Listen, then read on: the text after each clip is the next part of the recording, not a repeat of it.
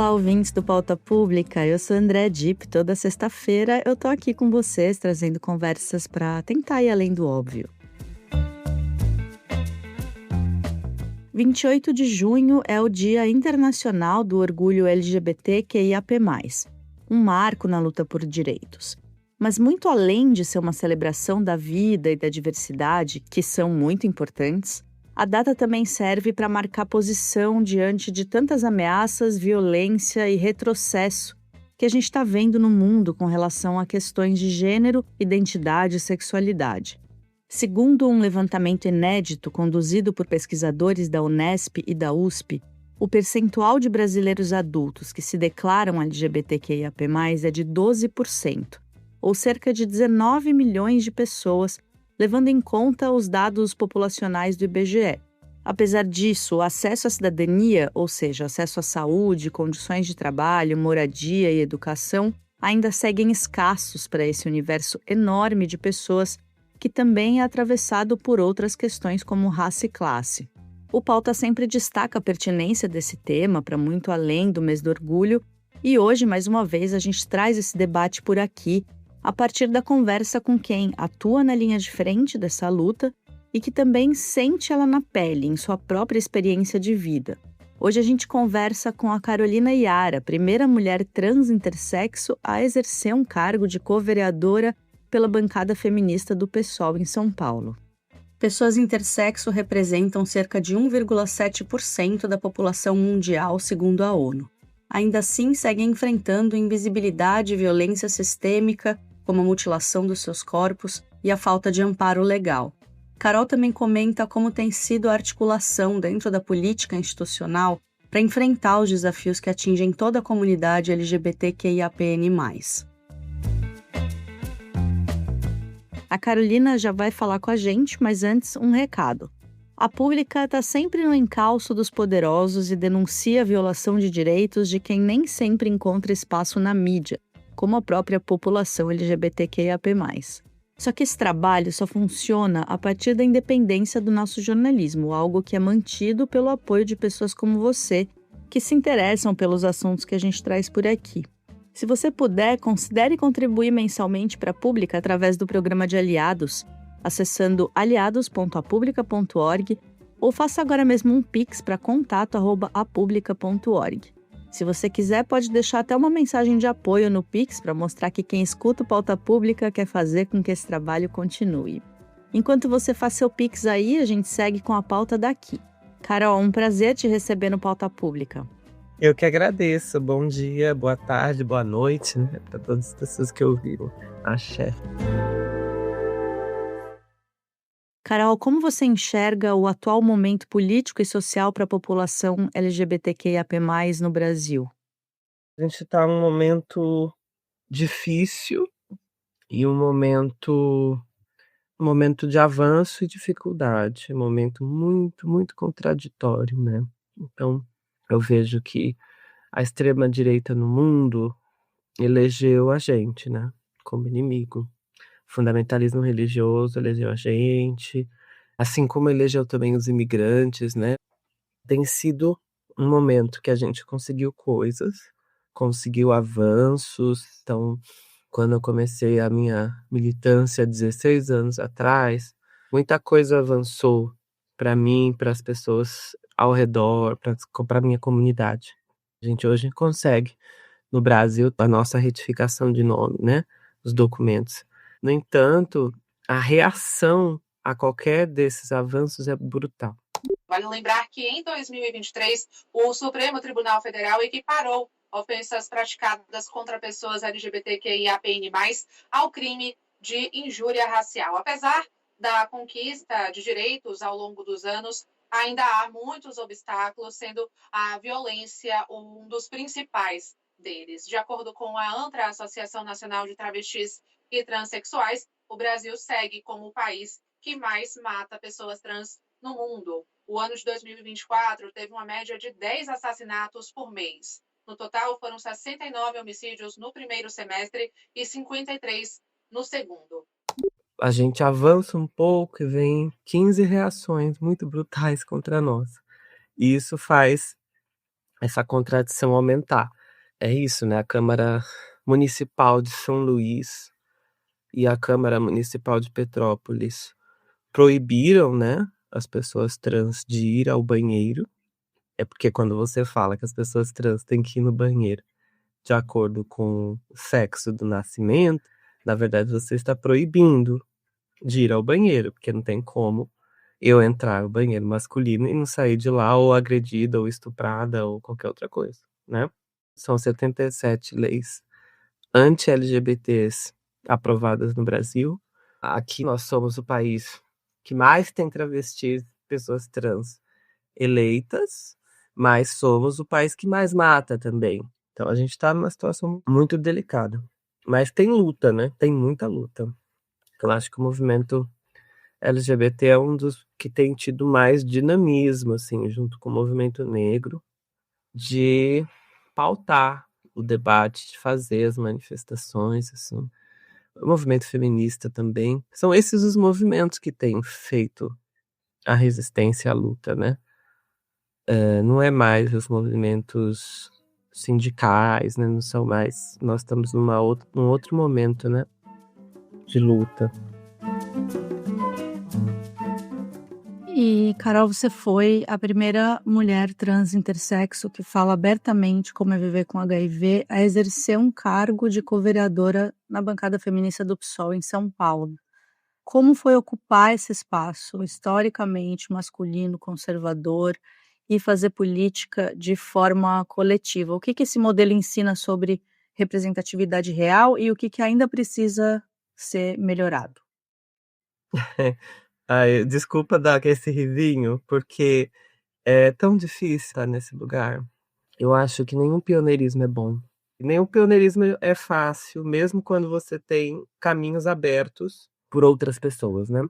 Eu já tinha caminhos abertos, né, quando eu cheguei. Então já tinha caminhos pelas mulheres negras, né, na Câmara Municipal, na Assembleia, desde Teodosina Ribeiro, né, esse Brandão, né, e por pessoas trans, né, mulheres trans, como a Érica Malunguinho, como a Kátia Tapeti, lá em 92, já vereadora, né, depois a Érica Malunguinho, 2018, deputada estadual aqui, e eu entrei na turma da Erika Hilton, né? A Erika Hilton foi eleita em 2020 como vereadora e eu como co-vereadora, né? Pela bancada feminista.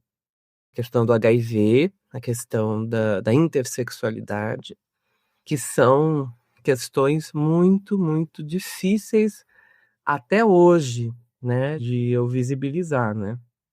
Por conta do estigma, da discriminação do HIV, né? É uma coisa horrenda. Eu tenho certeza que eu não sou a única pessoa vivendo com HIV nos parlamentos brasileiros, mas veja bem, né, como é estigmatizante que ninguém quer, né, falar eu vivo com HIV, etc. Por conta do estigma e da discriminação que vem da LGBTfobia, que vem do racismo, né, que era doenças colocadas como pestes, né, uma coisa muito pesada nos anos 80, que ainda tem esse lugar, né? E a intersexualidade, que é um lugar de muito desconhecimento da população, ainda assim, né?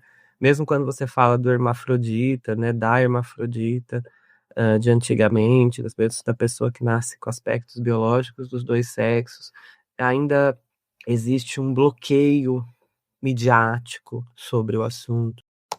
Intersexo são indivíduos que nascem com características sexuais ou reprodutivas que não se encaixam às definições que a sociedade considera típica para homens e mulheres.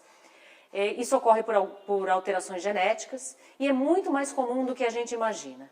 Cerca de 1 em cada 2.500 pessoas nasce com algum grau de ambiguidade sexual.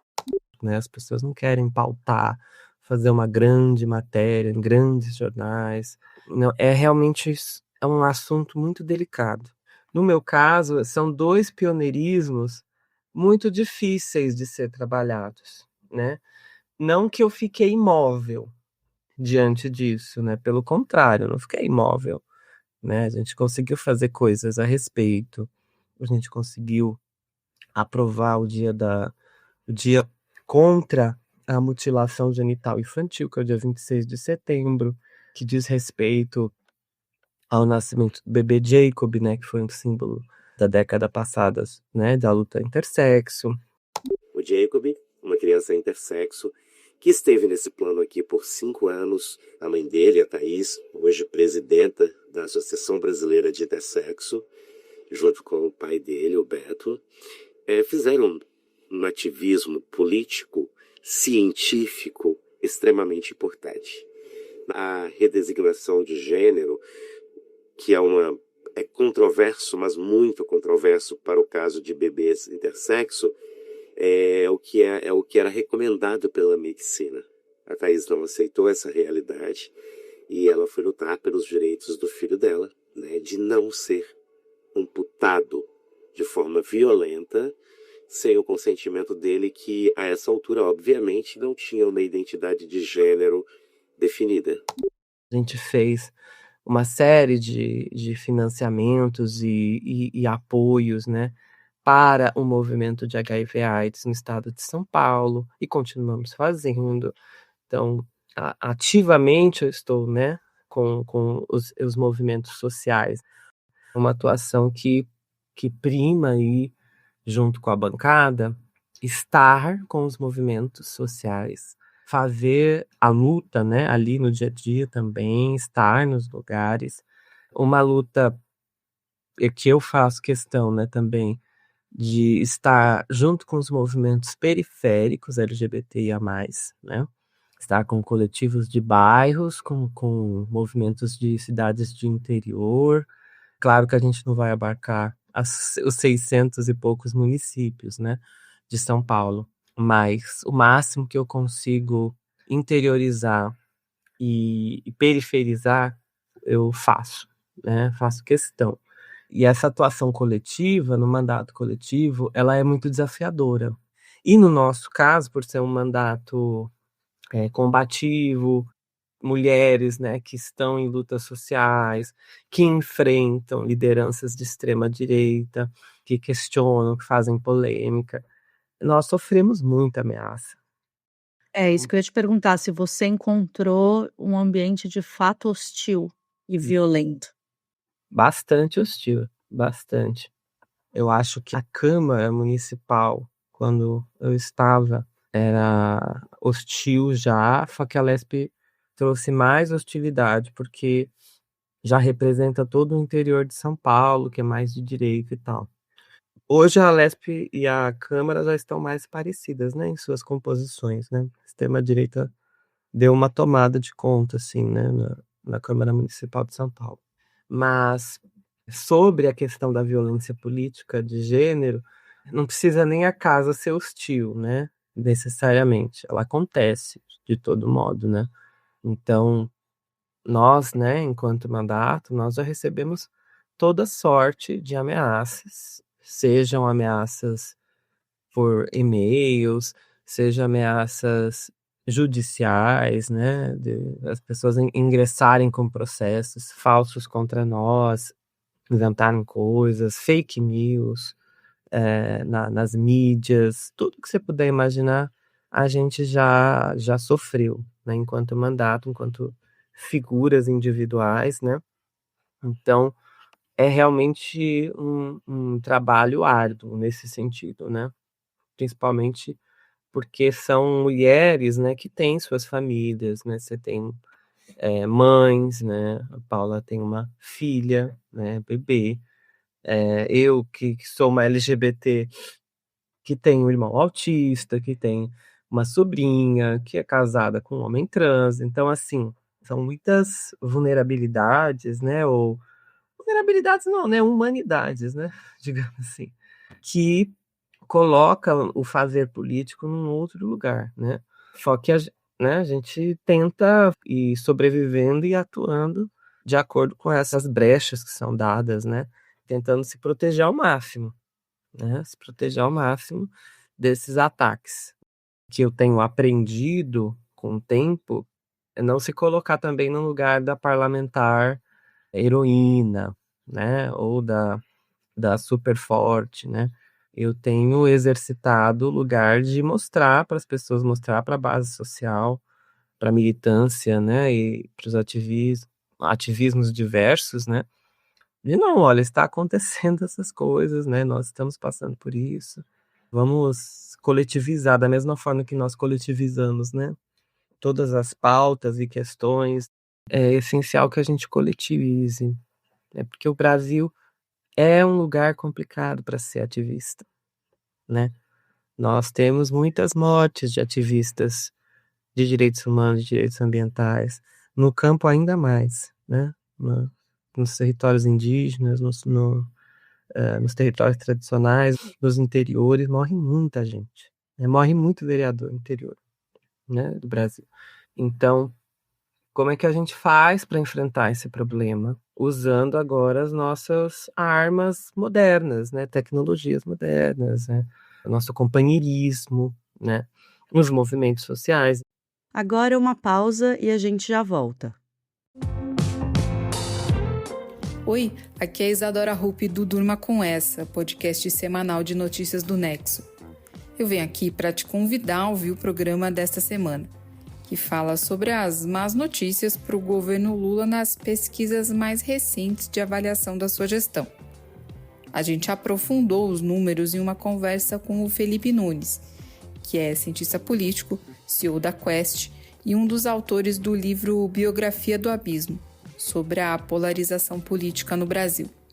O programa desta semana também traz a participação da Alessandra Cardoso, que é assessora política do INESC, o Instituto de Estudos Socioeconômicos, e fala sobre a destinação da renda do petróleo brasileiro.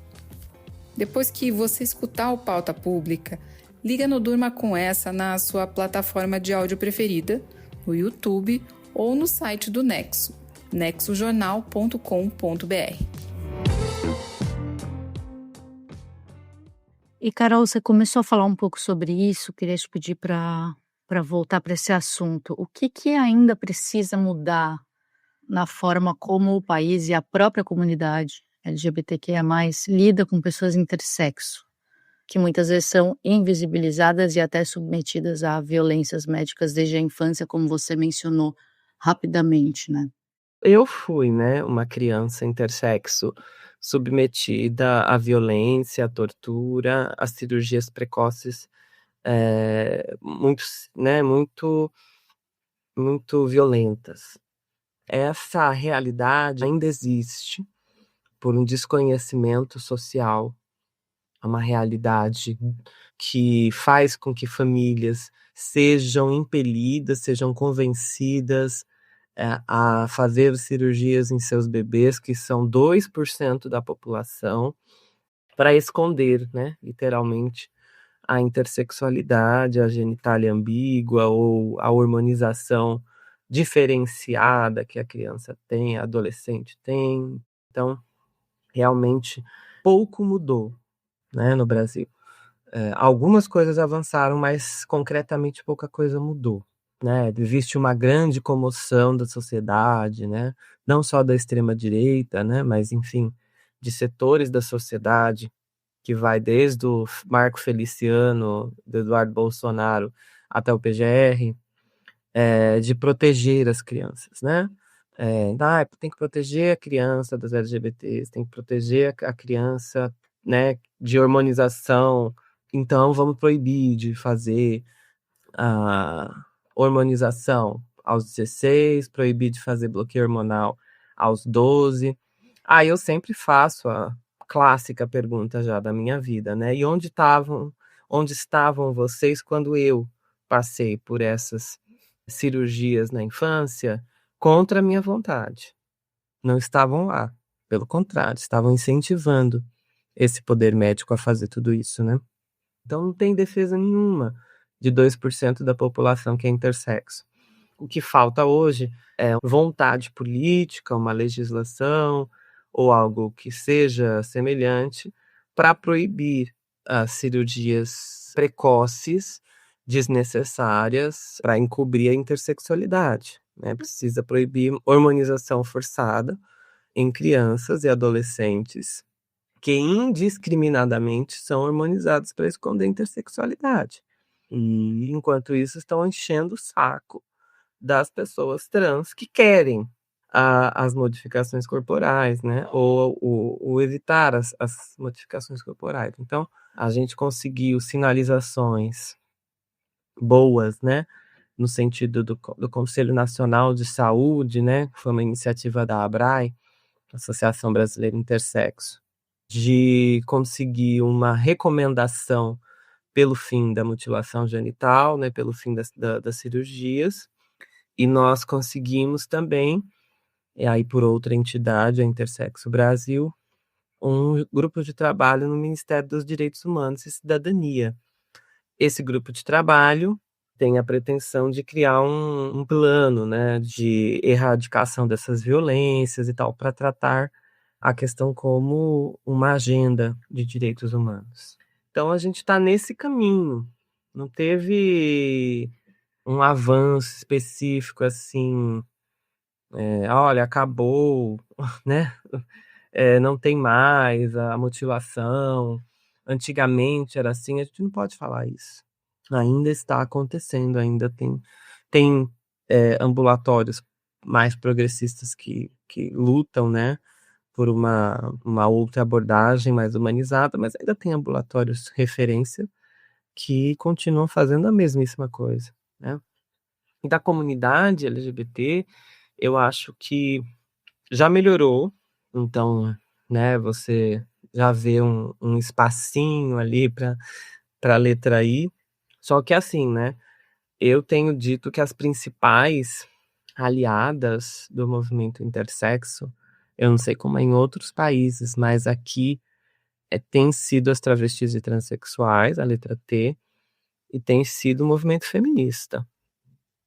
Então, né, então eu já estou desenhando, né, que são esses dois movimentos que têm pegado mesmo a pauta e levado, não sem contradições também, mas é o que tem sido a tônica nos últimos anos, né? Não à toa que eu sou uma travesti negra e intersexo, né? Não à toa que no movimento trans que a gente debate algumas coisas sobre pessoas intersexo, não à toa são as mães, né, de intersexo que também se organizam e viram ativistas. O principal esforço é pegar esses assuntos, digamos, impopulares, esses assuntos mais delicados, né, e tentar não tirá-los do debate público, trazer de volta para o debate público, né? Tem coisas que eu faço, né, e que a bancada faz comigo e a gente consegue promover que tem grande repercussão, né, como a questão de ter lutado ativamente pelas cotas trans na Universidade de Campinas, que isso teve uma repercussão muito grande, pro bem e pro mal. As novas cotas vão permitir que pessoas que se autodeclaram trans, travestis ou não binárias tenham direito a vagas que serão disponibilizadas pelo edital do sistema Enem Unicamp. Atualmente, 13 universidades federais e estaduais disponibilizam cotas por gênero. Mas, ao mesmo tempo, tem coisas que não ganham essa repercussão. O Dia contra a Mutilação Genital, por exemplo, não é uma coisa que pessoas saibam, tenham opinião contra ou a favor, né? Então, é um desafio diário tentar trazer esses debates todos, né, para fazer um orgulho, né, verdadeiro, né, LGBTIA+, um orgulho inclua, né, todas essas letras, essas intersecções, né, e também não perca o sentido emancipatório da coisa, o sentido antissistêmico, né, da coisa. Para a extrema-direita, a pauta antidireitos, sobretudo direitos reprodutivos e de pessoas trans, é central. O Trump, por exemplo, assina medidas, né, que acabam com direitos de pessoas trans no primeiro dia de mandato. Ao mesmo tempo, muitas vezes parece que essa não é uma pauta tão importante para a esquerda e para o campo progressista. Você que conhece a política institucional por dentro, como você vê isso? É muito complicado porque a gente sabe o que a gente passa no dia a dia, né? Ser uma travesti negra na política não é fácil, né? Eu tenho um amigo, Lucas Brito, que ele fala a seguinte frase, né? Que a esquerda é a nossa casa, né? Historicamente, a casa das LGBTIA+. Mas quem disse que em casa a gente não pode passar as piores coisas, né? Então, né? Não é porque você não é expulsa de casa que é um mar de flores, né? Eu acho que essa analogia eu acho muito interessante. Então, é uma coisa muito complexa. E assim, eu acho que também tem uma tendência da política, já falando, né, da política, né, com P maiúsculo, dos partidos e das negociações, da correlação de forças. Tem um medo, né, de um setor da esquerda que consegue, né, chegar ao poder, de certo modo, tem um medo. A maioria da população é conservadora, então não vamos falar do assunto, né? Ou, não vamos comprar essa briga, né? Aí, o que acontece? Quando vem o ataque da extrema-direita, ele vem brutal contra nós, né? Seja através de uma ameaça de morte a uma liderança trans, seja através de um assassinato que repercute, vem um apoio. Mas ele é mais tímido. E a gente tem que se questionar por que ele é mais tímido. Até porque a gente muitas vezes apoia, né, os nossos militantes homens, né, mesmo quando tem alguma coisa mais radical que eles façam. Por que não? Não é? Nós não defendemos? Nós defendemos enquanto esquerda. Falo, não, o companheiro estava na luta, né, fez isso, aquilo. Então, são questionamentos que eu faço, né? Não tem uma resposta, nem também fico com o dedo assim, né? Falar, é porque a esquerda é horrível, né? Não, a esquerda não é horrível, senão não estava eleita, né? Mas tem essas contradições, tem nuances, né? Tem setores, tem tudo, né? Um mundo chamado esquerda. Que eu acho que é um debate, assim, que não é só das pessoas trans, sabe? O debate de segurança pública também é outra coisa, entendeu? Que também pega, né, a população LGBTIA+, também pega a população trans, né. A maioria da população trans está na prostituição. Óbvio que o sistema penal, o sistema de encarceramento em massa também vai pegar a nossa população, de algum modo. E é uma discussão, a gente viu, né, essa coisa do Oruan, do narcocultura, né, da criminalização do funk, do rap. Então é muito complicado, né. Eu acho que a gente tem que pensar que a esquerda só está viva hoje no Brasil por conta do movimento negro, do movimento trans, do movimento indígena. Os indígenas, né, também. A gente não fala de indígena LGBT, né? Não tem, parece que não existe. Essas pessoas que são perseguidas, que estão, né, tem um alto índice de suicídio, né? Indígenas LGBTs. Muitos que estão em territórios de retomada sequer conseguem se organizar. Ou se organizam em coletivos que são perseguidos por fundamentalistas religiosos do território. A gente não fala sobre essas coisas. Isso me chateia. Aquela, né, eu vou fazer igual a Leona, vingativa, que fala, nossa, isso me chateia. Isso me chateia, né? E eu acho que tá na hora da gente falar sobre isso. Tá difícil. Não tá difícil, mas é um trabalho. Por que o Dia do Orgulho, além da luta, também precisa ser de celebração? Porque a felicidade, ela incomoda, né? A minha avó falava um ditado, a minha avó Altina falava um ditado assim, que as pessoas querem você bem, mas não melhor que elas, né? Ele resume um pouco a nossa estrutura social, hierárquica, né? Colonial, uma coisa assim, né? Então, como a coisa vai se estruturando assim de cima para baixo, em cadeias, né, e tal. Então, eu não quero ver a felicidade daqueles que de algum modo são inferiores a mim, né? Então, esse pensamento ele está arraigado na sociedade, né? Então o racismo tem esses aspectos, o machismo, né? A subordinação da outra pessoa, né? E isso também diz respeito à felicidade, né? Então, por que, né, de proibir festa LGBT, parada LGBT, né? Porque incomoda ver pessoas marchando, festejando, né? Se beijando, alegres, tendo separações de blocos, né? Porque os blocos também são separados, né? Então, isso incomoda demais, né? Eu vejo pelo lugar que eu ocupo também, tem pessoas que se incomodam de ver uma travesti que não tá na prostituição. Não que seja, eu já fui da prostituição, então não tenho vergonha nenhuma, né? Mas assim, tem pessoas que se incomodam. Fala, como assim? Como assim essa travesti tá aqui andando nos corredores da Assembleia? De nariz em pé. Não, ela é arrogante, né? Aí já começa. Será que ela não tá fazendo alguma coisa de errado, né?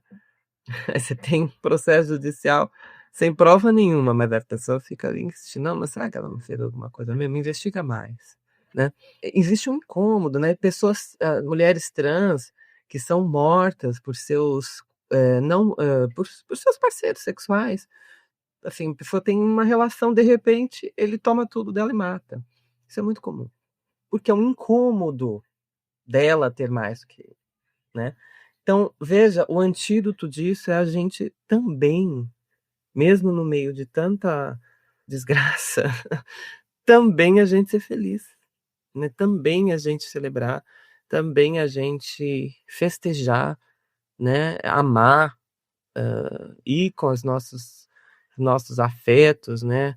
Esbanjar a nossa felicidade, né? Nosso brilho. Eu acho que é muito importante celebrar, né? Por isso que eu sou grande defensora do mecanismo do orgulho.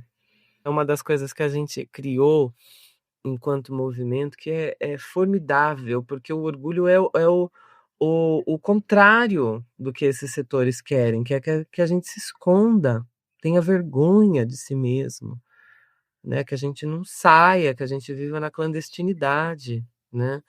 Que a gente... É aquela coisa, né? Ri, mas ri baixo, né? E não a gente quer rir alto, que a gente quer gargalhar, entendeu? Que é bater leque, fazer barulho, né? Então, o orgulho, para mim, é uma coisa essencial. Então, vamos fazer uso dele. Foi deixado por pessoas lutaram para que a gente pudesse festejar, né, no domingo da parada. Claro, a gente pode ter toda a crítica que quiser, né, e questionar e pressionar, né, os usos capitalistas, né? Mas eu acho que a gente tem que ir lá, botar o nosso corpinho para jogo e festejar sim.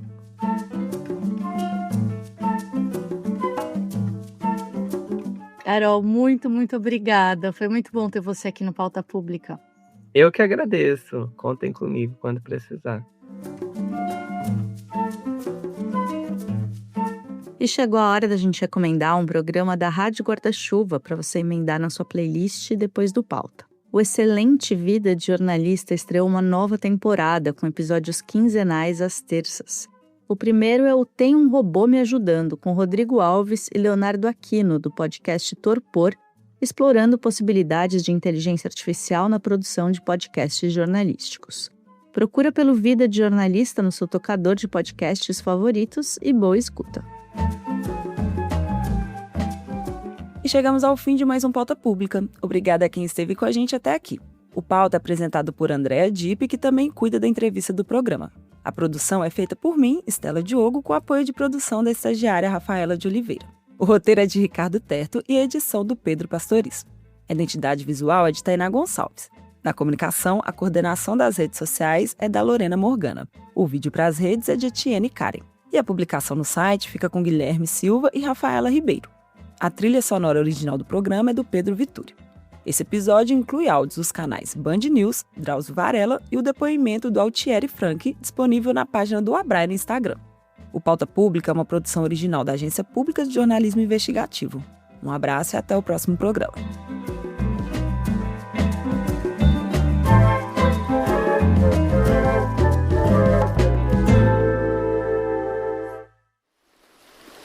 Este podcast é uma parceria da Agência Pública com a Rádio Guarda-Chuva. Jornalismo para quem gosta de ouvir.